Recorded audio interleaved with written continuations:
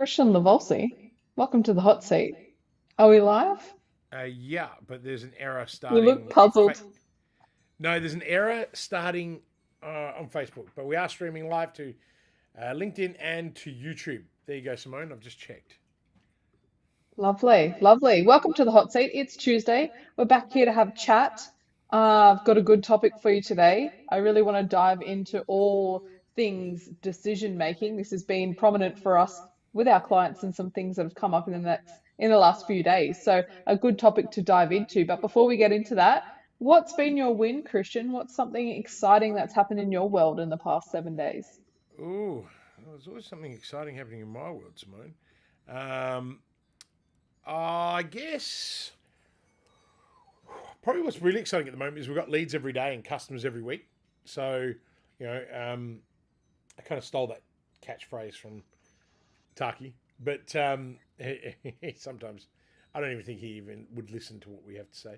But I listen to what he has to say, and I think that's taken a bit of work in progress to get a really steady flow of leads every day, and then converting customers every week. And it's what we teach in customers in demand, but it's really neat that it's working after its 13th iteration.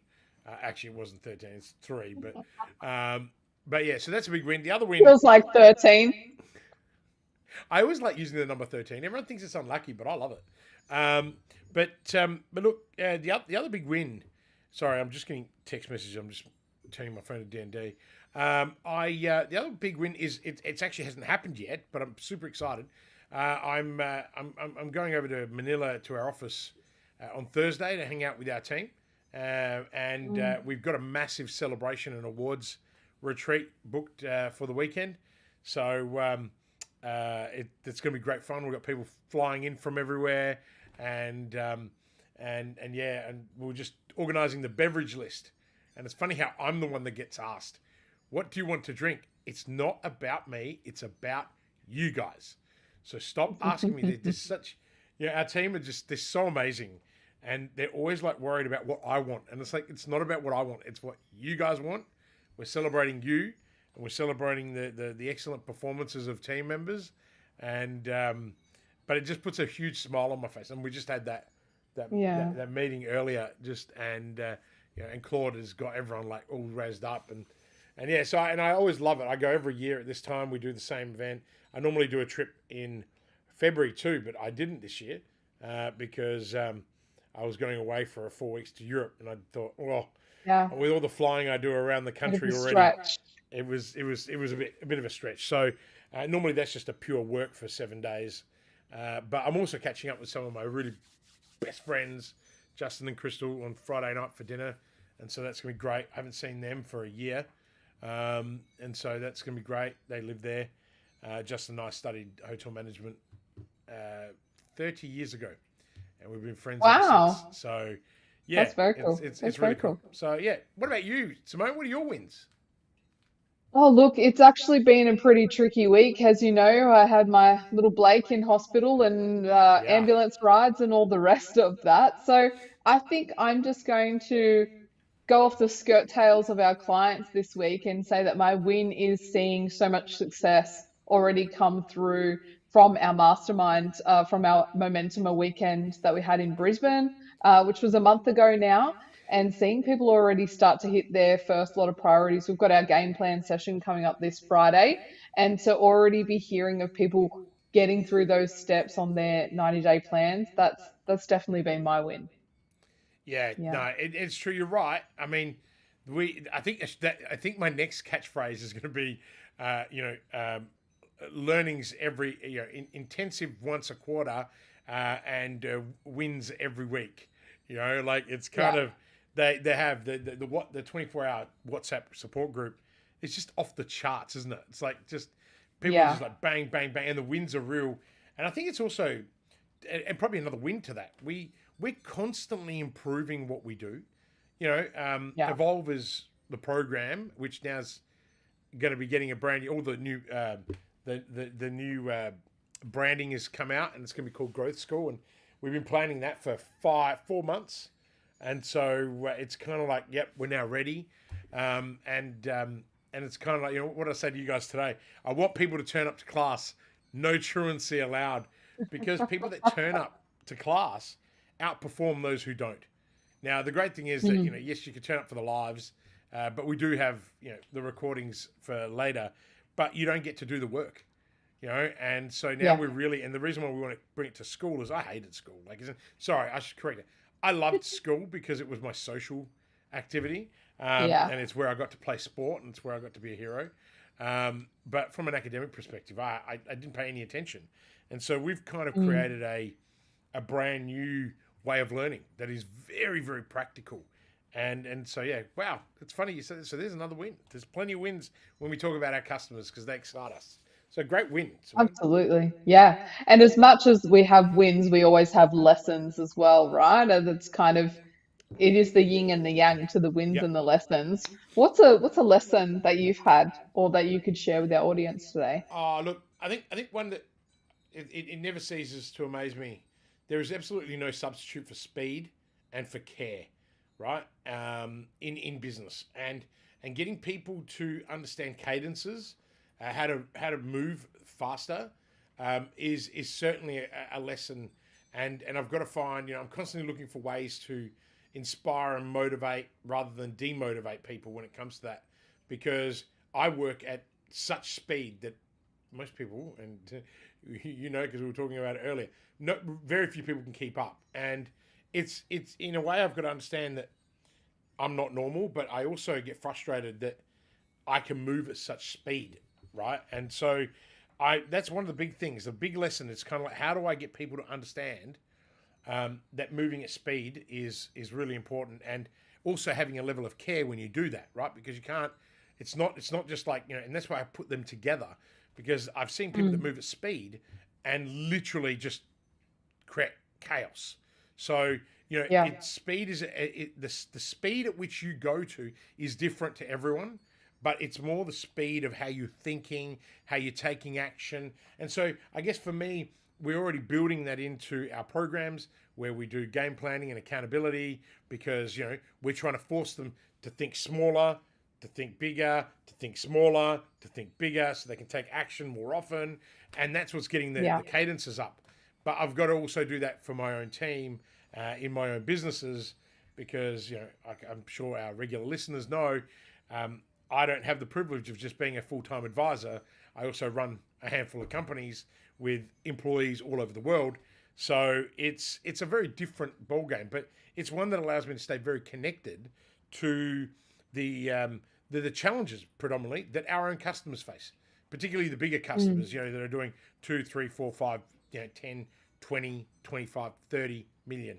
And I think that that's also another lesson for me, is that we learnt in the past, is how do we help people navigate through those stages? Well, for me, it's easy because I have been through all of those stages, not once, but 80 times, right? And so Mm. you kind of go, okay, well, that's why I can row the boat faster.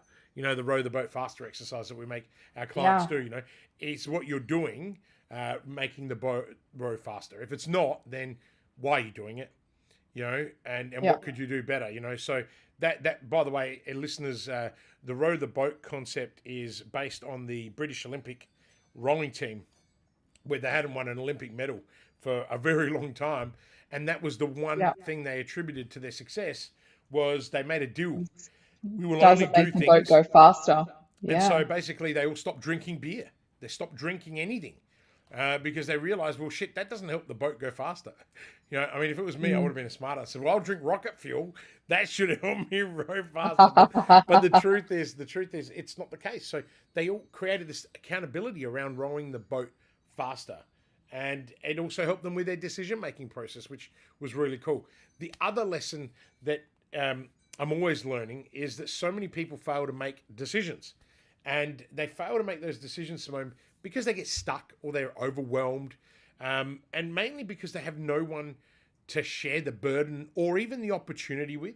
So I think for me, and this is both generous and selfish, giving this lesson, is I'm surrounded by people, mentors and coaches and advisors, and I pay for that privilege. And yet most people go, but you're the advisor of advisors, and it's like, yeah, but you've got to find someone that you trust and value. You know, one of my big confidence has been a man by the name of Eric Granger. Eric has been everything from you know, chair of multiple companies, sports med, the University of South Australia. He's been on the council of them, to startup robotics companies and IT companies. General manager of private health insurance company Bupa, and he's been my mentor. Oh man, we were talking about this the other day. It's like 20, 25 years. And Wow. I've been privy. He was the head of the chair of Rundle Mall Authority and economic councils, and so whenever I want to really go and unpack, and it's funny because now when we unpack, he's kind of asking me. So we've got a partial role reversal. He's on chairman of K Brothers Wines. Anyone who has not tried their basket press Shiraz, it is phenomenal. It's in McLaren Vale. They make excellent wines, family business, and I don't have any ownership in it, but I buy their booze, and it is excellent. The value for money, the Grenache, but Eric's been instrumental in helping that family business, and so you've got to have people around you, and that's just one example. I've Mm. got other wonderful examples. My dear friend Wilson, who is also happens to be my knee surgeon, is a dear family friend. Tony Keynes from the athletics club, who mentored me as a young athlete. When I was the school champion of athletics for the club. Tony's been able to take me through and just teach me how to be a better human being.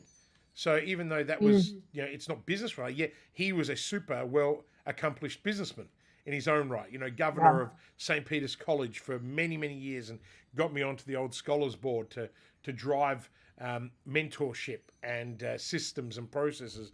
And I did my Yeah. 8 years tenure there. So And I yeah, think we all know that business mm, and personal is not something separate, right? If you're true in your entrepreneurship, it yeah, is one and the same. yeah. Yeah. You got to And surround that yourself really though. leads us into, oh, Yeah. go. Sorry, I'm just saying you got to surround yourself with those really good people, right? And you got to go out searching for them, right? Like it's like Mm. if you're going to go and hire an advisor or a coach, you got to go and search. Don't just bloody hire the first person you meet because you've got FOMO, right? Like really understand, Mm. has that person got? And I think this is the lesson. You know, get an advisor that has its own tribe. Really, really Mm. important. And that for me took me a really long time to learn, even me, because I'd always gone to individual people, and then I've like gone whoa, and so being with my coaches community, my advisors community, just meeting the most incredible other people who do what I do, but at a totally different level, and do different things. But it's just mind blowing because you learn from Yeah. one another, not just from his expertise or her expertise, but from the collective. And that's kind of Yeah. the best thing that we've built in our program now, on the back end of seeing that, but also on the back end of your experience when you were with Kerwin Ray and K2. Being Mm. able to bring that dynamic of community has made a significant difference and elevated people's successes. That's what I truly believe. So anyway, that's the Yeah. ultimate lesson. And it's quite funny, isn't it? Even the people in our community that never wanted to be in a group, they always wanted to do one to one. Now they're in the group and they absolutely love it. So it Where's ended in Don? being Where's a Don? good Is he on decision. call? Where's Don? You It know? ended up being a good decision for them. And that's the topic that I wanted to talk to you today Okay. is unpacking decision making. I think this is really interesting because we all have different fixed mindsets or growth mindsets around decisions, procrastination, all those kinds of things. So I wanted to ask you firstly, Christian, how do you make your most important decision? Is this something, and I already know this because we work together, but I'd love to unpack this for our audience. Is this really an intuitive thing? Do you really analytically think about your decision making processes? Where does it all start for you? Oh look, it it's interesting because it's a little bit from everywhere, each column, but really for me, it's a Mm. strategic approach. Um, I because I think so fast and I can think on my feet, and because I have all of this experience, this very diverse experience, and I've got to say, for someone who was regarded as stupid at school, um, I'm probably now one of the most gifted memory people I know. Right, like my English Mm. language still isn't great, but the way my memory, the way my own brain retains information, it's a freaking sponge. And I think it's because of that level of care that I have for people. So even if we only do our quarterly intensives, I still remember almost everything that I said to someone. And it kind of freaks people out. People think it's really creepy sometimes because, I'll like spot someone's had a haircut and like it might be 2 mil off their hair. And until people get to know me, they're like, man, that's a bit weird. How do you like pick that shit up? And then they realize it's an endearing quality I have. I just care so much that I take a visual print. So when I'm making decisions, it is very strategic. But I had to give that caveat of all the reasons why, right? Like I've only met one other person that can do what I do in the world that I've traveled. Okay, so again, another caveat in my limited universe that I live in, and I've met people that are smarter than me. Absolutely, meet shitloads of those. Right, always be the dumbest person in a room if you can.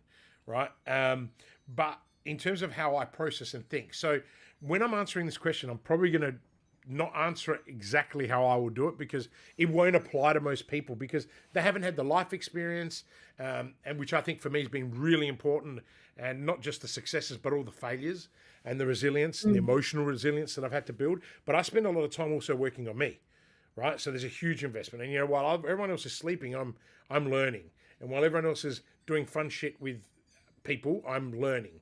So there's other things that impact this, but when it comes, Simone, to making significant decisions, it's really crucial for anybody to take a structured and very thoughtful path. The only thing that's going to make a difference is at the speed at which you do that. Okay?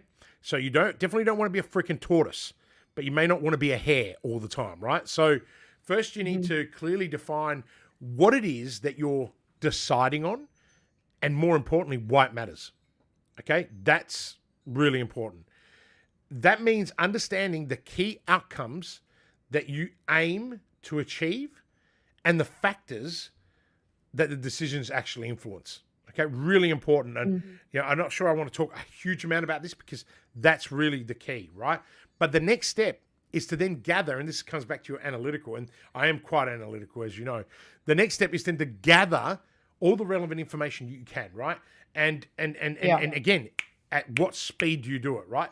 So this could involve collecting data, insights from the market, research, financial projections, right? Or even feedback from key stakeholders. And to me, that's really important metrics, the feedback from your stakeholders, right? Internal, external, wherever it might be, right? So, and sometimes for me, it's also consulting industry experts and advisors. So as a chair of two very large companies, a hospital and engineering firm, just to name 2 out of the 5, there is a lot of areas that I don't understand. So I will actually go and seek out advisors, expert advisors, and normally what I do at the board level, because I'm chair, I invite them once I like them. I invite them to become a member of the board, right? And so because I want to bring that expertise to the table, but I don't assume just because they've got the expertise that I don't have to go and learn more, because that's my control freak nature, right? So, and also my desire to want to learn more. So once you have all the necessary information, you can explore all the different courses of action. And it's important to look beyond the obvious choices, Simone, and consider all the range of alternatives, right? So include some creative or even unconventional ideas that might lead to a better outcome. And you can do that at a board level or within an organization by having a diverse management team. That is why gender balances need to be there. You need to have you can't have a whole group of men, right, making decisions for a whole group of women, which is what it was once in the 1950s and beyond, right? So you need the divergent thinking because people bring different things. Age groups make a huge difference. Like I'm a big believer in having a range of ages on a management team, hence why we build layers of leadership in all the organizations, no matter how small or how big, when I advise, right? Because again, it's that divergent thinking. It's having that diversity around you. Cultures make a huge difference to how you build your culture, right? Having that diverse metric, okay? So again, that's also what happens when you're thinking. So the other thing that's really important when you combine all that together, it's actually after making the decision, right? A lot of people don't give this much thought, but after making the actual decision, you've got to put it into action. So many people go, I've made my decision, and then they do nothing with it, right? They don't even delegate it, right? So you've got to Mm. develop a clear plan. And you're probably laughing because you're thinking of some of our clients and why we made some of the changes. That's why we built the game plan that had to be every 4 weeks, because they did so much amazing work and made so many great decisions in the intensive. And then it's kind of like, oh yeah, we'll mastermind a bit more and we'll forget about that. No way, right? Like I haven't sworn. Oh my god, I just withheld myself twice. Right? But I think that's really important. So you need to monitor. So you need to make the decision. But in order to make the decision, once you've made it, you need to have a plan. And you need to have a plan so you can implement your choices, right? And what's Mm. important there is you actually got to define who's responsible for what. You got to set the timelines, and you've also got to allocate all the necessary resources. Now, um, just something that's coming quickly to mind that people might be able to relate to. I think last week or so I talked about Apple, right? But I want to talk about Apple again. Apple's decision to switch from Power PC processors to Intel in its Mac computers is actually a prime example of strategic decision making. Okay, I'm a little bit Mm. nerdy and I love case studies, so I love diving into this stuff. The critical decision involved in actually extensive technical evaluation as well as the risk assessment, but took a lot of strategic planning. Okay, the switch actually allowed Apple to produce much faster and more efficient machines, but also significantly impacting their market competitiveness as well as consumer satisfaction.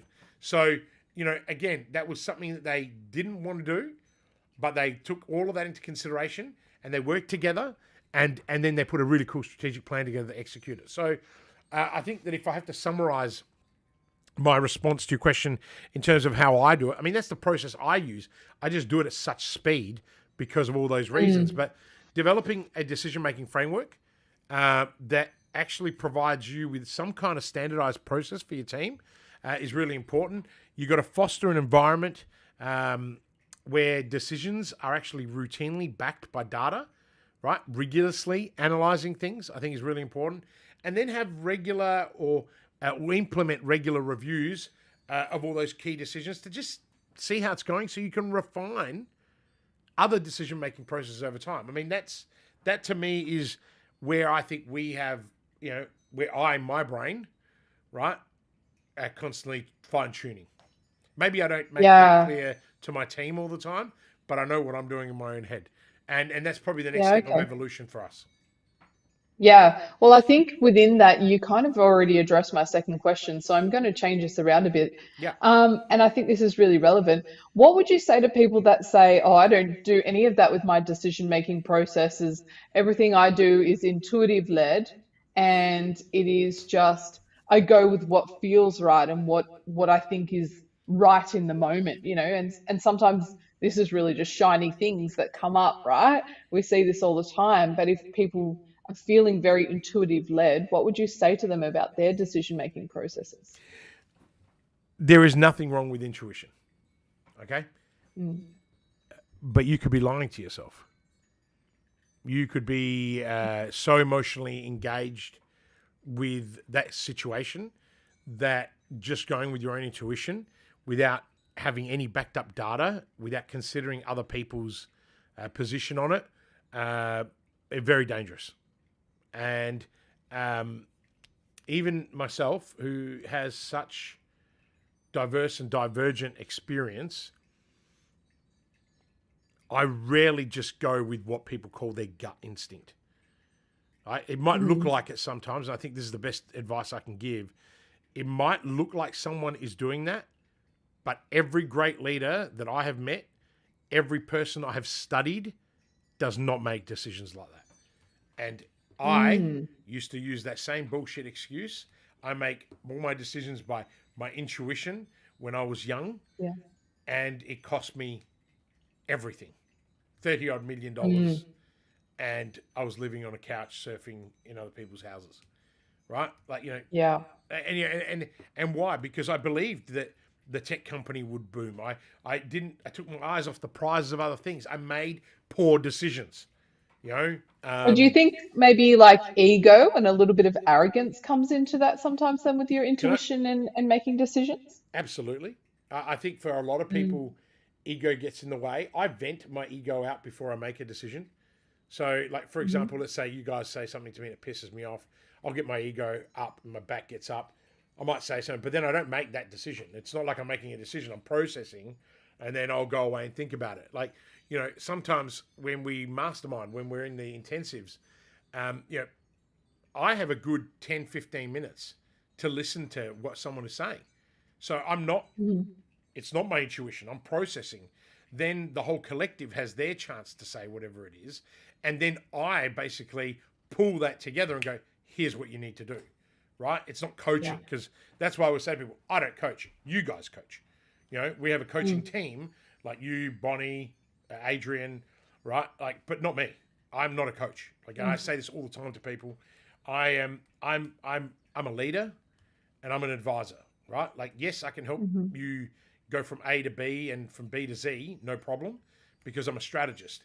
But I'm not going to hold your hand, um, and coach you through it. Right? I'm going to show you how to get there, and then other people in the team will guide you. I'll explain the why. Do you understand? Like I'll say, Mm. this is where you're at. This is where you want to be. This is why you need to do it, and these are the steps you need to take. You can either make them on your own, or you can use the team to do it, or the collective. And I think that goes back to what I said earlier about the lessons. When you bring that whole tribe together, and I think I made this comment after the last intensive. It takes a tribe to raise a leader, right? Well, Mm. guess what? What did I say? I said I'm the guy everyone's raising, right? And yet I'm the leader of the tribe. So it's kind of, you know, you've got to me. I learned so much from everybody else, but again, I put that in the memory vault, and then I'm able to supplement it. And then I think the key is giving people the tools, right? Giving people those Mm. tools so they can succeed is even more important. And as business owners, it's tough. As entrepreneurs, it's even tougher. People say, Christian, is there a distinction between a business owner and an entrepreneur? Yes, there is. It's a mindset, right? And entrepreneurs make a lot of mistakes because they do run on intuition, they do run on ego, um, and I'm not sure. I'm not sure it's arrogance, Simone. I mean, there are arrogant, egotistical narcissists out there. I'm certainly not one of those. Mm. I think that I can be mistaken as being arrogant sometimes because I'm incredibly confident about what I do, and so people just assume that. And I also like nice things. So then people go, "Oh, look, he's got what he has," and it's like, mate, I have what I have because I work hard, right? And Mm. I've done it over and over again.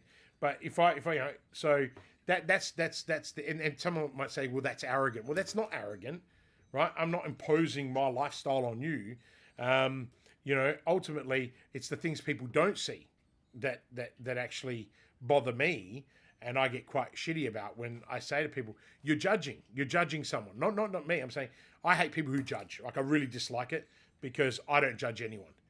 Okay, I've never been Mm. one to judge anyone, and yet I've been judged my whole life, right? And from Yeah. an early age, and so it took a lot of things to break through that cycle, But I've had to invest in that. We've got the amazing Karim from the Bokta Method, Superman TEDx USA, and also Mornington Peninsula, uh, of all places.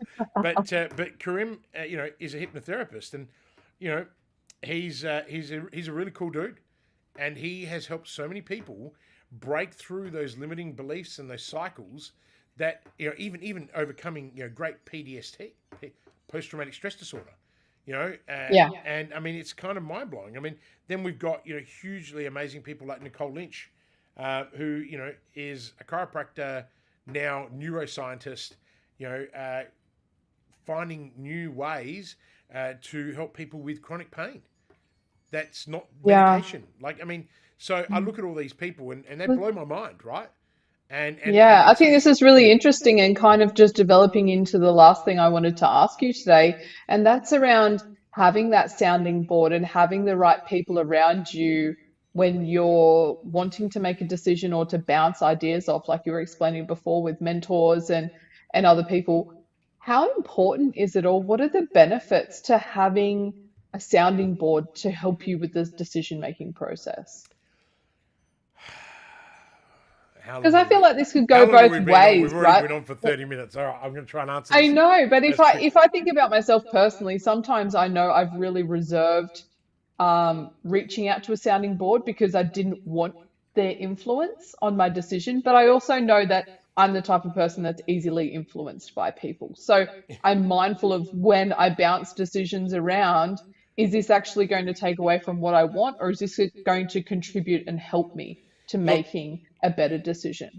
the problem with you, the problem that I see with you in relation to the sounding board thing is fear. It's not actually. It's not that you don't want them to impact you. It's the fear.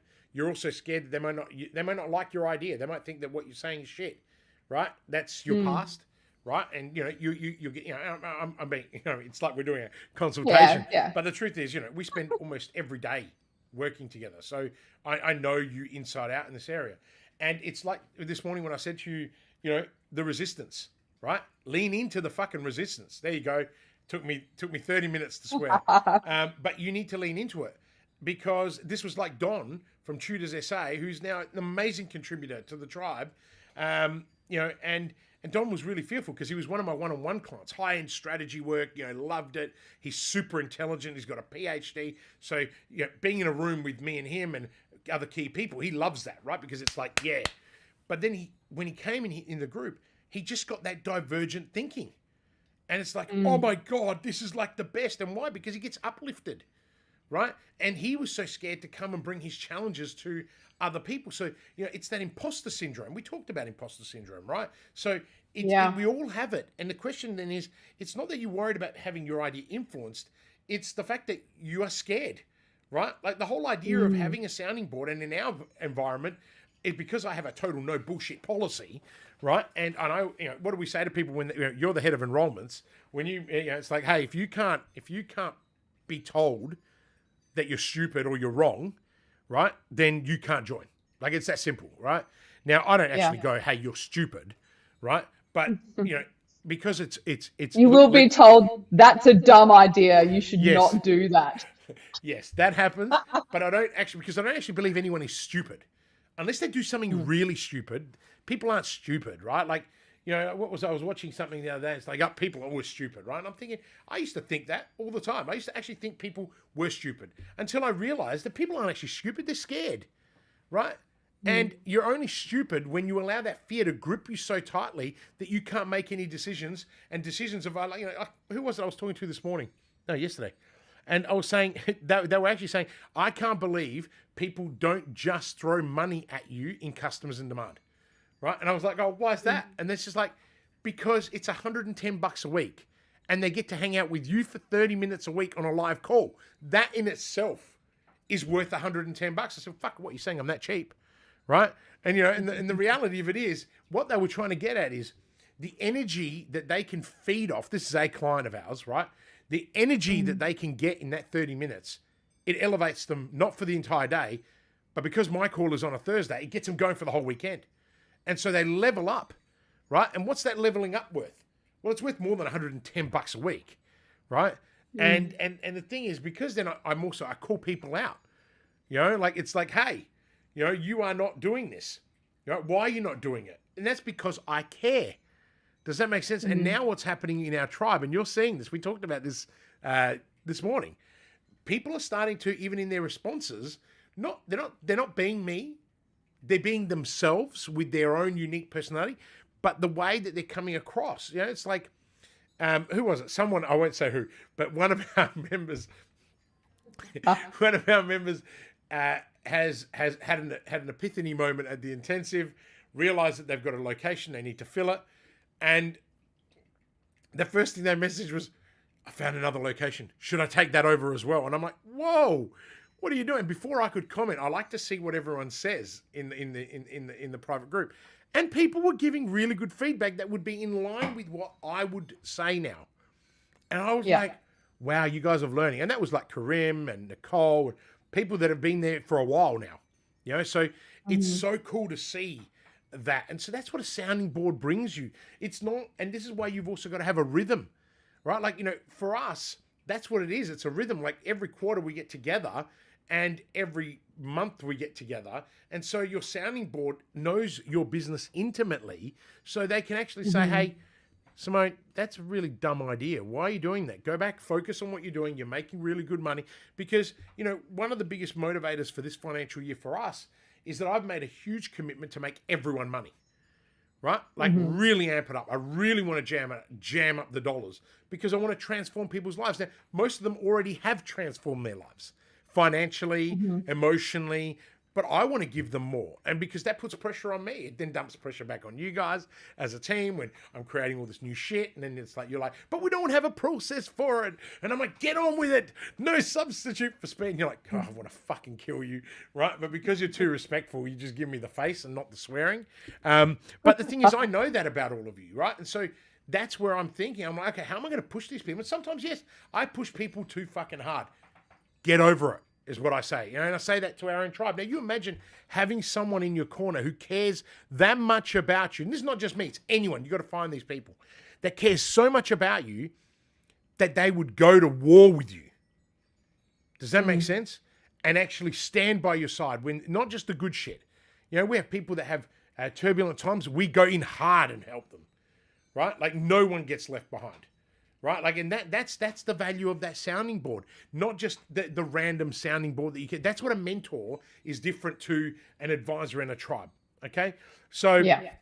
the advisor can also provide you with expertise and experience that you lack. That's kind of Mm. like Karim. I love Karim says this all the time. He's like, Christian, not only are you one of the best strategic people, and he's Karim. It was a bit of a coaching. Prostitute. Like he kind of, and he doesn't mind me saying this because he says it. Karim basically spent 5 years and had 1.6 coaching, 6 coaches, right at the same time. Mm. Like was just spending, and then and Mm. when he says it, goes, mate, it took me a year to stop spending with others until it sunk into my head that I only needed you, right? And it's Mm. like you don't need that many people. You need people with different skill sets. But that's what we've tried to do. We've got Bonnie with all the marketing coaching, right? So, and the Mm. advantage is that Bonnie also owns a media company with me. So Yeah. she's also an owner, right? So she understands pain points. You bring sales and leadership and systems and processes and finance, right? Adrian brings sales and email listings and LinkedIn. So we've brought the whole package, and then we own an outsourcing company, so we can even outsource all your administrative tasks, right? So Yeah. why? And so people always say to me, "Why did you build this thing?" I built it for my clients. I built, Christian 4.0 or 5 pack and point oh, whatever evolution I'm at right now, is a person who's learnt from those 80 ventures and worked out how do you pull them together, right? And a lot of people a lot of my mentors originally, when I started building this out 5-6 years ago, like, you're doing it again. You're going out and you're building 15, 16 companies. And I'm like, no, I'm not. These might all look different, but they serve one common purpose. And that's what's happened because I understood Mm. purpose. So, that's the other thing that I say. And I know for a fact there are not that many people that have built what we built, like in the world, Mm. because no one has deeply thought about why they wanted to do it. And so that's what the sounding board brings to. If you get the right sounding board, the right people, why do companies have boards? Because they don't have all the expertise, right? And so I go back to my Yeah. point as a chair, and also, I used to be on boards as a board person, as a member of the board, an independent board member, and just in the last 5 years, I'm in demand to being a chair. The truth, I don't really like being a chair because I have to shut up, right? Like, and I have to listen to everybody else. And so that's where the mastermind concept really played out for me, because I was like, I have to shut up. Like, you've seen me. I sit down, I'm like, oh my God, I've got the answer already, right? And then all of a Oh, sudden, it's the someone will best say, part of my day when I get to chair those meetings and tell you when you are and aren't allowed to oh, speak. I do enjoy that. and I'm there with my own timer to make sure you're not jipping me off. But so everyone plays different roles, and I didn't think that I could be a chair, and then Mm. in fairness, I think I've become a pretty good chair. I'm not great at it, right? And it's because I don't put any more work that I should in it. and I've been a chair in the private sector for a long time. You know, I was very blessed that a couple of people from the Australian Institute of Company Directors actually watch our hot seat, and you know they've asked me to consider applying to become a fellow, which is a huge honour, Mm. right? But you know, I've looked at the paperwork, and like I said to them, I said I don't qualify. I'm not you know in charge of a $30 million company, and I'm not actually a director on paper. They've got a very strict process, and you know, and they said to me, but Christian, you have so much experience. I'm like, yeah, but I Mm. don't rely on people bending the rules for me. The rules are there for those reasons. And yes, you know, the fellows were given away to a bunch of old guys many years ago for without the structure, and that's why you put the structure in. Don't bend the rules, you know. Um, Oh, I think that could be another hot seat topic entirely, talking about life experience versus qualifications yeah. and things like that. Look, There's a I lot to want to unpack on just that as share one well. thing before we wrap up because I know we've gone Yeah. way over time. Um, you know, to effectively use a sounding board, Simone, and this is really important to everyone listening who's considering either creating an advisory board or a proper board for their business or joining a group. To effectively use a sounding board, you've got to regularly engage with the group. That's really important, and not just when Mm. decisions arise, but as part of the whole strategic planning process. You've got to be an open book to feedback, and even when it's challenging, all of your assumptions, right? And you need to ensure that you create that diverse group culture that can offer a very wide range of insights, right?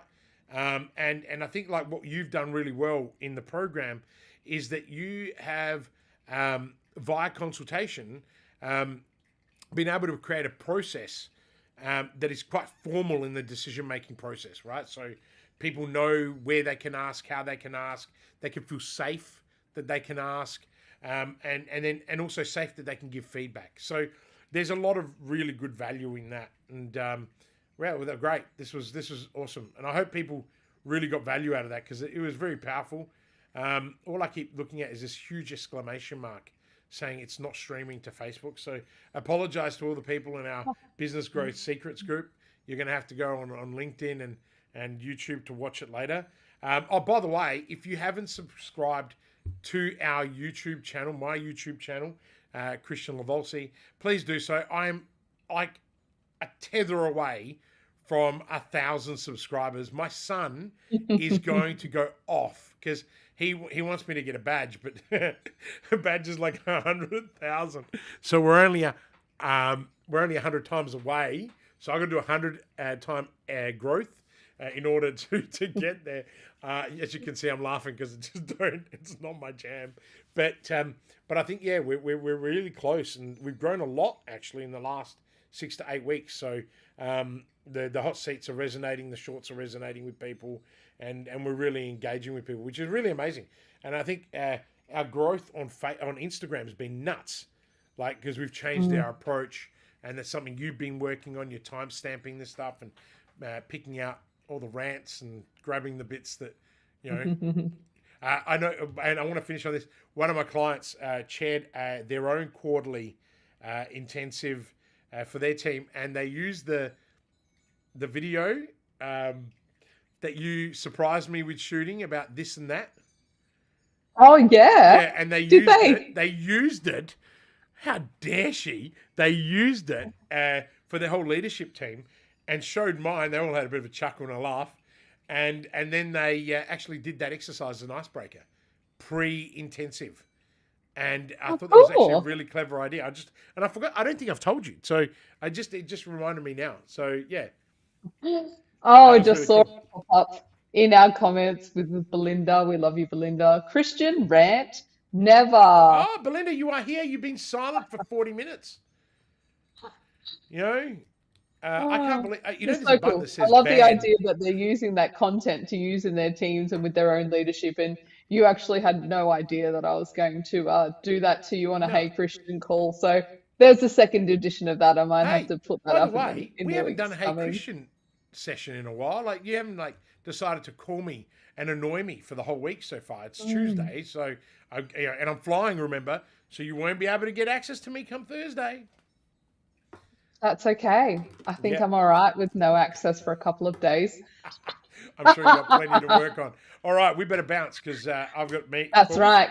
and so you. Well, Christian Lavalsi, this has been the hot seat. I've really enjoyed unpacking everything about decision making. I think it's such an important topic and one that we probably don't even really think about before we're making decisions or who we're bouncing ideas off. So, thank you as always for your time and your insights for this week's episode of the hot seat. We'll be back next Tuesday, and you're going to be in Manila for our Yes, next so I'll call. be doing this from Manila, and hopefully the internet connection in the hotel it works because the internet can be quite fluctuating. But we've done calls before and that works. So I've got a meeting room booked in the exec lounge. So I'll I'll be out there looking at McCarthy while we do the jam session. All right, Simone, thank you so much. Amazing. You have an amazing day, Thank and you. everyone listening, you guys are awesome. We don't do it just because we love being here. We do it for you. And other than Belinda, it'd be great if someone actually ever typed anything instead of just sitting there watching, because we can see the number of people live, and those numbers are increasing every single week, which is really cool. So thank you, thank you, thank you, and hit the like button, hit the little bell thing, and subscribe to YouTube, please. I want to get to the 1,000, so Leonardo, while he's on school holidays, can be super pumped and excited, and maybe we'll get him on an episode too. And he's my biggest fan, and I love him so much. All right, Thanks, Christian. see you guys.